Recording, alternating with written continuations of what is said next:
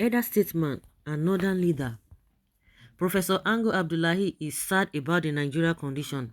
He had therefore, he said, decided not to comment or be involved in national issues again in what may be aptly dubbed articulated withdrawal syndrome.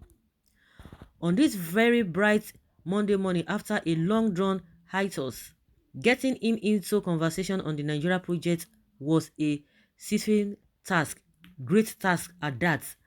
The moment he noticed that the conversation was subtly moving towards an interview, he promptly and coldly stopped in his tracks before issuing an apparent admonition. Please, we are just talking, no press interview. Please, I don't want to talk again. I'm tired of this country.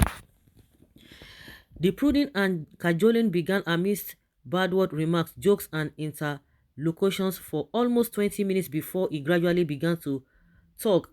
Drawing in deep breath, the fifth vice-chancellor of the Ahmadu Bello University, Zaria Abu, spoke in short gaps and cadence. Well, is there anything more to say that I have not said before? What do you think I want to say now that has not been said before? Some of us have already collected our boarding passes and will leave you with your wahala. The octogenarian convener of the Northern Elders Forum bemoaned what he called the excesses of the present generation, saying it is time to decide whether to keep the country together or whether to disband it so that everybody can go in peace.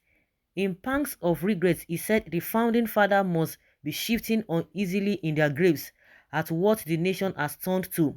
He blamed the elites for the squandering of the hopes, dreams, and aspirations of the nation. He spoke on the diversity of Nigeria and predisposition towards disintegration. He said the current security measures to keep the current one is misplaced and wide-goosing. Do they care about the root causes of the agitations? He intoned. Finally, he gave his nod for the carving out of Biafra out of Nigeria, advising that clamping down on the agitators of the separatist enclave without addressing the root cause is delusionary and futile. He spoke with Chidi Obiniche. You captured it succinctly. I was an undergraduate at the University of Ibadan when Nigeria gained independence in 1960. I saw the founding fathers, Zik, Sardauna, Awolowo, and their dreams and vision for the country. What is playing out now, given the excesses of the present generation? It is time to decide whether to keep the country together or whether to disband it so that everybody can go in peace. I belong to one of the elders group in this country, and from time to time we sit down and discuss the country. We are really worried. The other day I spoke to Edwin Clark. He has not been really feeling very well. He was complaining and I said, why are you complaining? I am complaining here, but I should ask myself, why am I complaining? You see, we particularly those of us who have been part of the earlier generation. I was an undergraduate of the University of Ibadan at Independence. I knew our founding fathers very well. Awo, Zik, Sardauna, Balewa, and the rest. They used to come to our campus to speak to us and encourage us to help build the new country. They told us that the country had a future and it is our responsibility to make that future bright. But now everybody is on their own.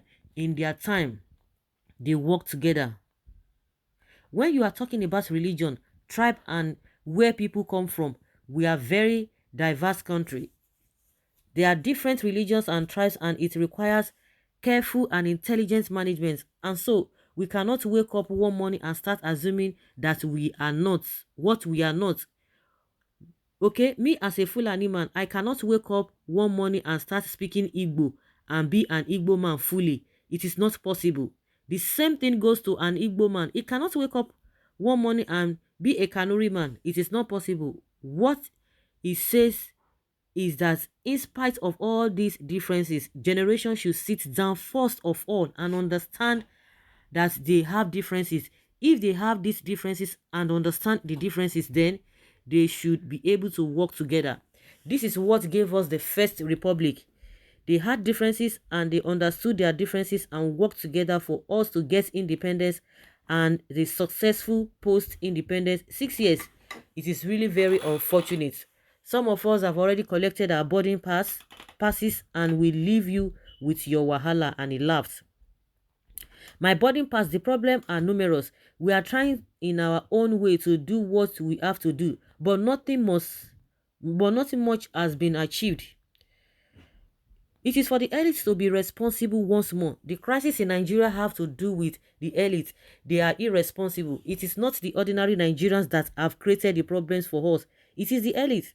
When the elite, who are supposed to know by virtue of the advantages in education and everything else, choose not to toe the path of decency and good moral standards, then where do we be no then there will be no solution at all. It cannot keep going like this. Things cannot continue to go like this. It will get to a point where it will stop and then we disintegrate. This is the direction it is going now. You can feel it. It is very palpable. It is very sad indeed. The founding fathers will be restless in their graves. They have labored for us. They got nothing in return except the honors we give them.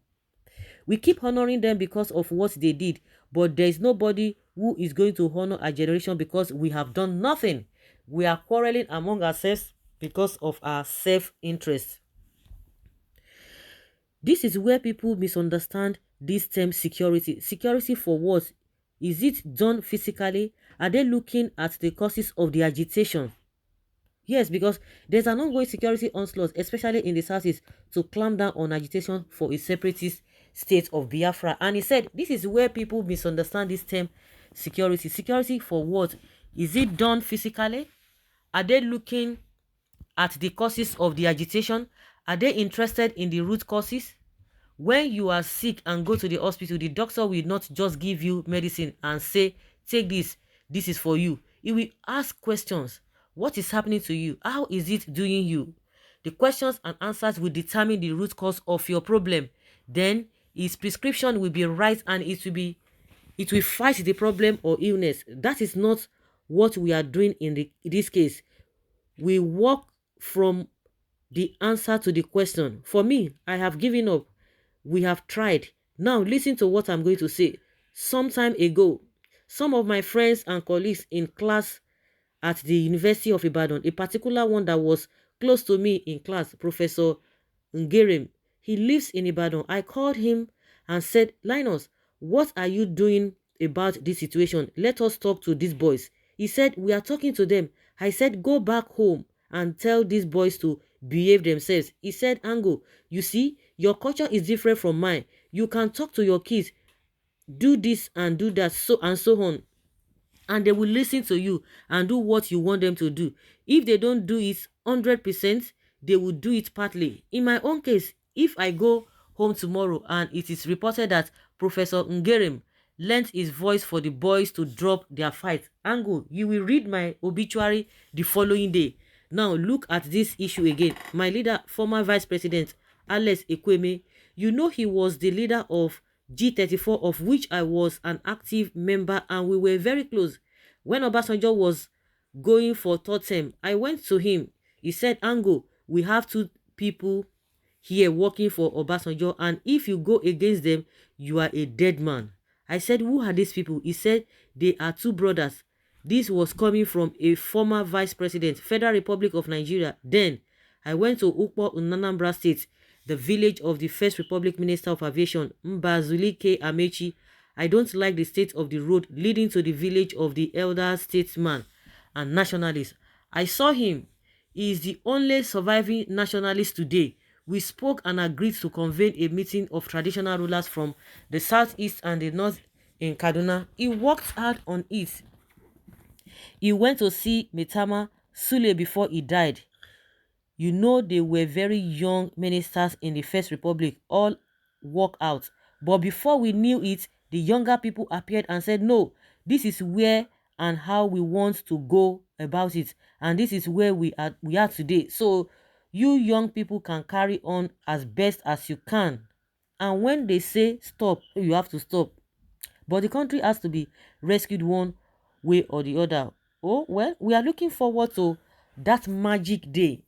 My younger brother, King Imbe spoke the other day that is why I say that it is the elites that are responsible for the problems of Nigeria. Who wrote the Constitution of Nigeria? Is it the British and we the elites that, or is it the British and we the elites that wrote it? We are not the ones who did it. And we decided in our own thinking at the time that we should insert certain provisions that Nigeria is indissoluble, indivisible, whatever, whatever, whatever, as if we are not the ones who created this. And we got the history of countries that started as one and ended up as many. India started as one and ended up as four. Soviet Union only some years ago was a superpower. They are now 11 countries. So what is so sacrosanct about any country deciding to take another look at itself and decide what to do? That is why I am amazed at what is unfolding today. That is why I told the Vice President Osinbajo, I support Biafra. When he called us for discussions, he said to me, Professor Ango, what is your view? I said, Mr. Vice President, with due respect, I support Biafra. He was shocked. He said again, you support Biafra? I said, why not? He did not expect it from me. This is a people who want self-determination, and the United Nations Charter has made it absolutely clear that people should have the right for self-determination. So if indeed it is true that Biafrans want to have self-determination by having a separate country out of Nigeria, why not? All we need to do is to work out the modalities and have a referendum as it happened in Sudan. It is very clear. The Vice President said elders should not speak like that, and I replied that I was sorry, but I am not that kind of elder. This is the point. I have to speak the truth always. King Ibe's analogy is very good and apt.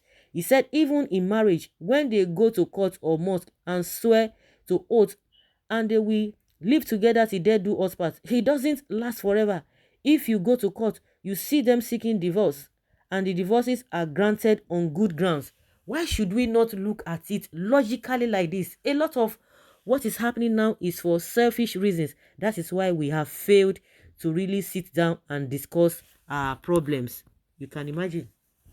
You can imagine the eye service of Osinbajo. Say, oh, elder like this, you're not supposed to talk. You are seeing the truth. Things are not working well. Is it a problem? And this Buhari government is making it as if it is an abominable thing to talk about separation. We see, they know the truth. They are all hiding the truth. They know the truth. Things are not working well. You are just going on one direction, and you know that it's not going to end well, and you are still forging ahead. What does that tell you? You can imagine what this man is saying. That Osinbajo is saying, you don't have to speak like that. You don't have to speak like that. You don't have to speak like that. You can imagine that kind of a human being pretending, and he knows that things are not working well because he wants to please Buhari. Say whatever Buhari does is the right thing. See what the way the man has already exposed him now. So guys, let us hear your opinion and have your take on this. Thank you.